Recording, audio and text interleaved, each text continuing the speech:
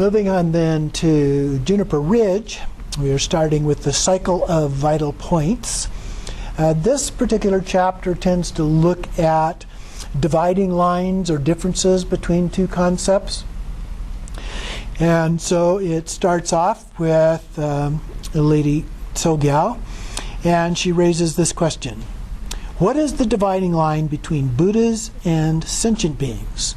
And the master replies, that which we call Buddha, or Sangye in Tibetan, refers to the perfection, Gye, of wisdom and compassion after unknowing is cleared, Sang.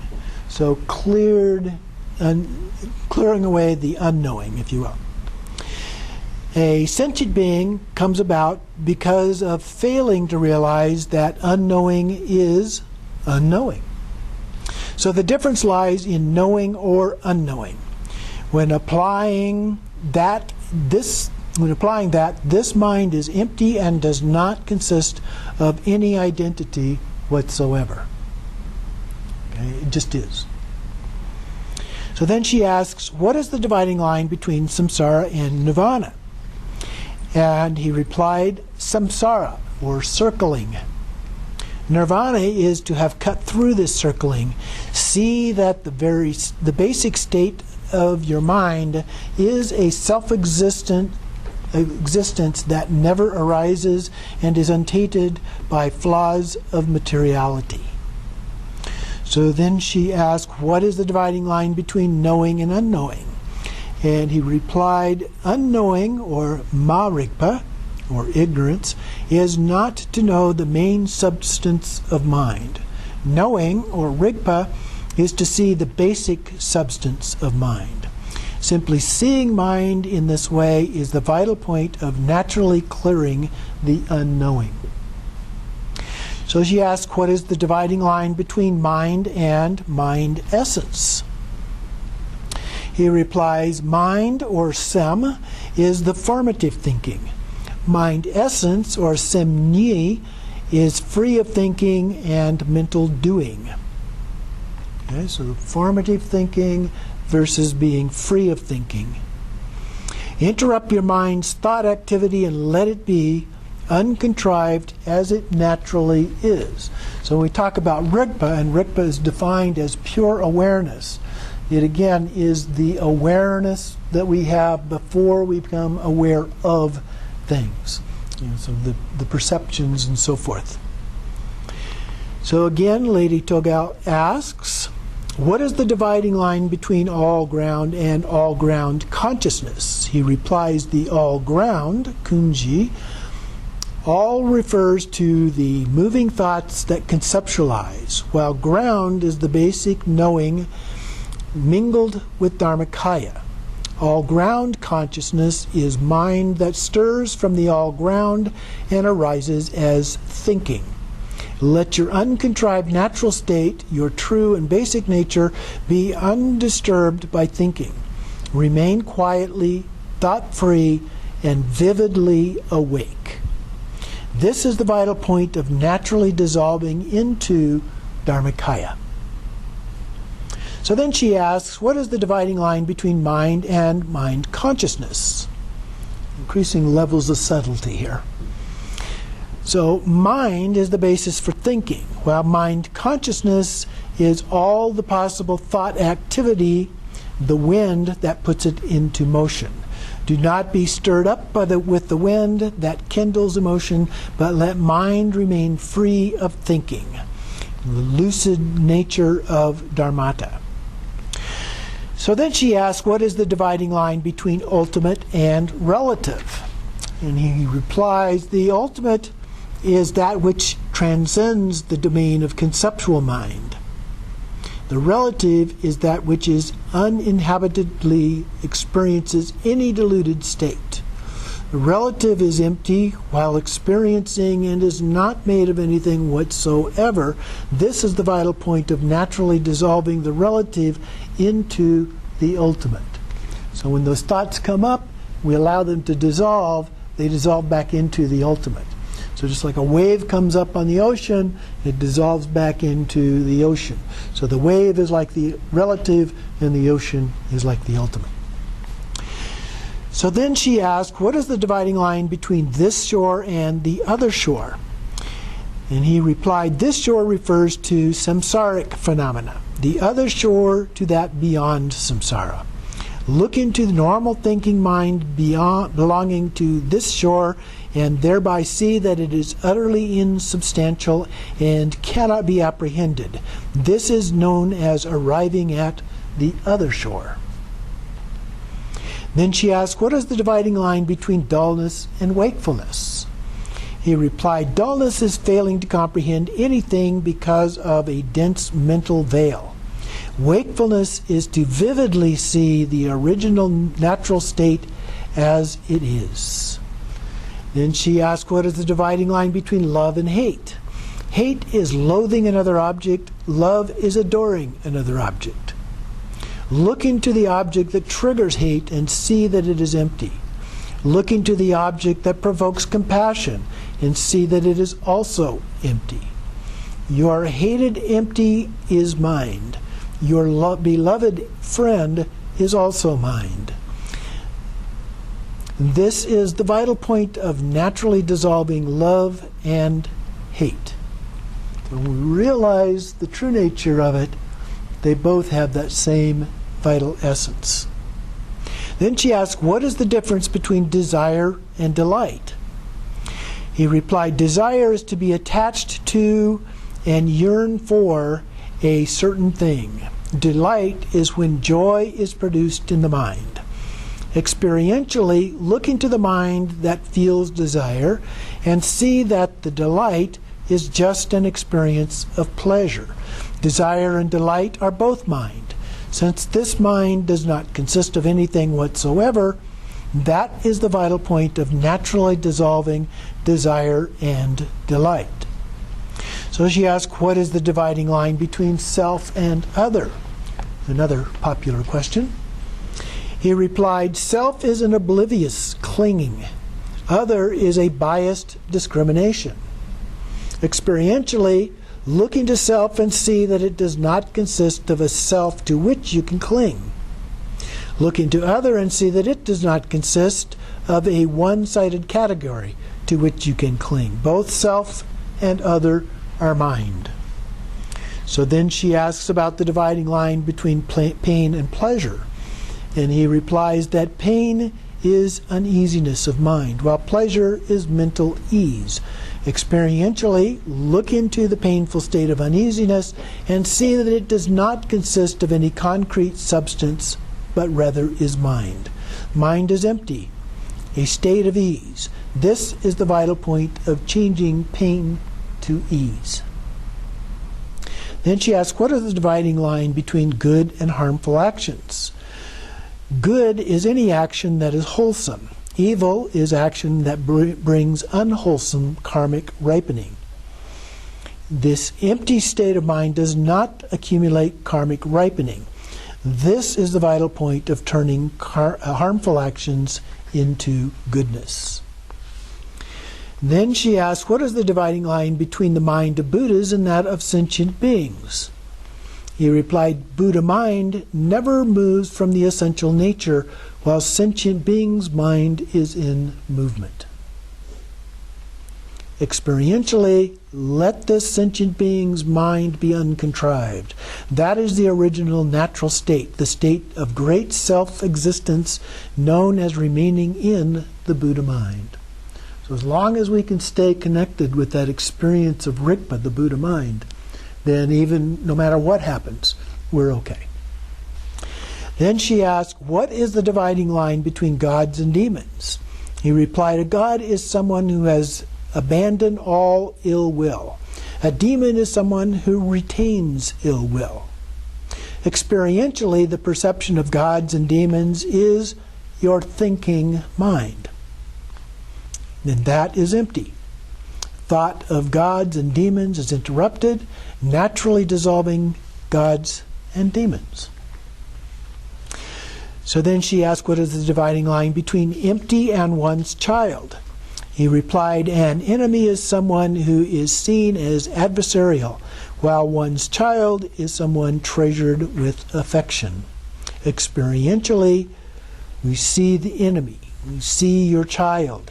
Look into your mind and see that this is mind that sees someone as an enemy, and also this mind regards someone as your child. This dualistic perception, the insubstantiality itself, is the vital point of naturally dissolving the notion of enemy." So then she asks, what is the dividing line between valuable and worthless? They're both in your mind, primordially empty. She asks about perceiver and perceived.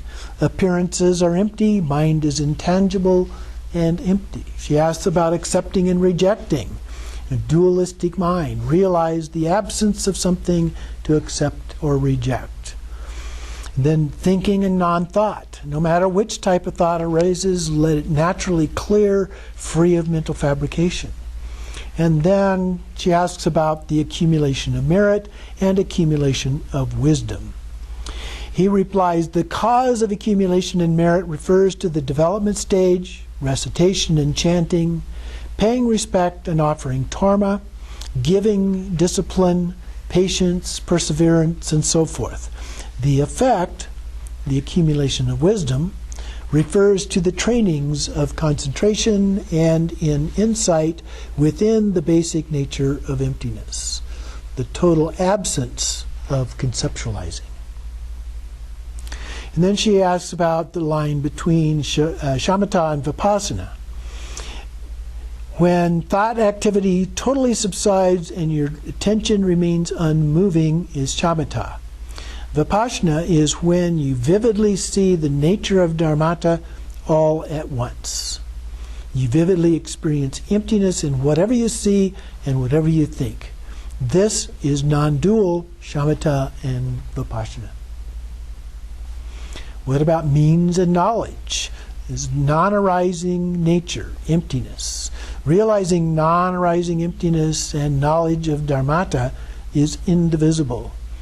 How about composure and post-meditation? Composure is to settle your body, speech, and mind in equanimity, to calm your restless attention and stabilize this calm. Post-meditation, after rising from composure, is to put the just mentioned principle to use and further enhance it. So whenever we're meditating, we want to be able to sustain that sense of equanimity throughout the rest of our experiences. Train in all things, being free of constructs like space. So then she asks about space and wakefulness.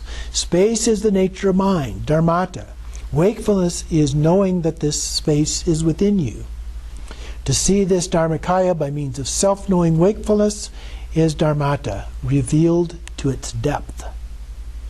What about dharmas and dharmata? Dharmas are wholesome phenomena, unwholesome phenomena, and natural phenomena. Everything. Dharmata means that they are all empty in essence, empty by nature, and empty by characteristics. This is realizing the non-duality of dharmas and dharmata. What about view and viewer? The view is undistorted Buddha mind. The viewer is the sentient being's mind. Your mind is primordially present within you, the non-duality of viewer and viewed. What about meditation and meditator? Meditation is the uncontrived natural state, dharmata. The meditator is the yogi's mind. Relax body and mind into the unfabricated state of your ordinary mind essence and let be in self-existing, self-cognizant state that is unspoiled by thoughts. What about conduct and application? Conduct is what you do. Application is to employ all your actions to further your practice. Whether you're walking, moving, lying down, sitting, and so forth, do so with mindfulness. What about the fruition to be attained and the attainer? The fruition to be attained is the three kayas. The attainer is the mind that intends to realize them. The three kayas are not elsewhere. What about samayas to be observed and their observance? The samayas to be observed are the root and branches and so forth. Their observance is to guard your body, speech, and mind against damaging them. So samaya means vows, so the various vows that we take. The samayas to be observed and their observance are nothing other than the continuous nature of your mind. The next one is advice on combining development with completion. The practices with and without concepts. So this one is a little bit different. In this one we have King Lashi asking Padmasambhava, Great Master, I beg you to give us a pointing out instruction for combining practices and without concepts. Okay? So he starts out, Om Ahom. Here is the instruction to recognize that three syllables are the great seal of body, speech, and mind. Wherever you stay is the retreat place, the mountain of your body. Here lives your mind, the hermit meditator.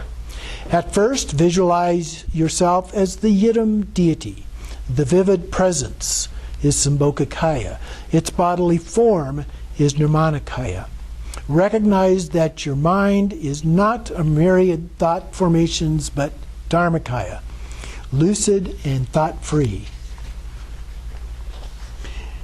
This visualized deity is not found anywhere other than in your mind.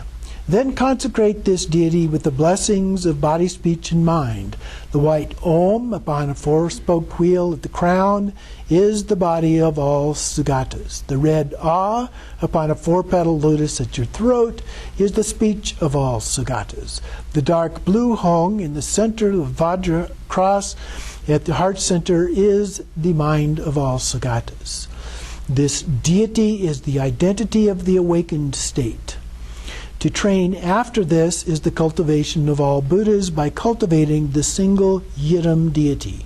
These were the pointing out instructions for the great seal of body.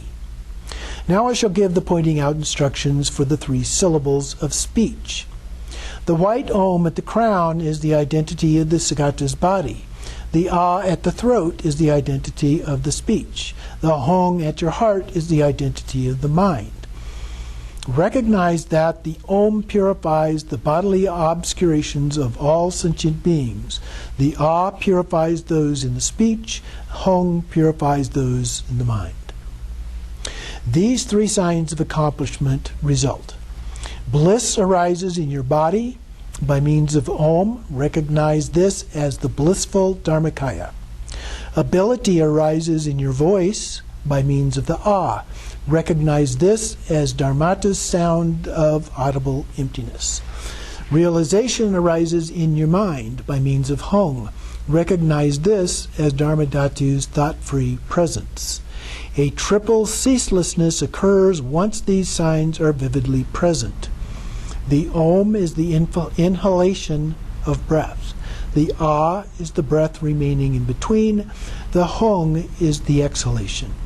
Recognize these three syllables ceaseless as the inhalation and exhalation of your breath to be Vajra recitation. This was the point-out instruction for the three syllables of speech. Now I shall give the instruction to point out body, speech, and mind. Recognize the Om. Nirmanakaya is your present mind with its myriad thought formations. Recognize that Ah, Sambhogakaya, is your naturally present awareness. Recognize that Hong, Dharmakaya, is your mind that is unconstructed and not made out of anything whatsoever.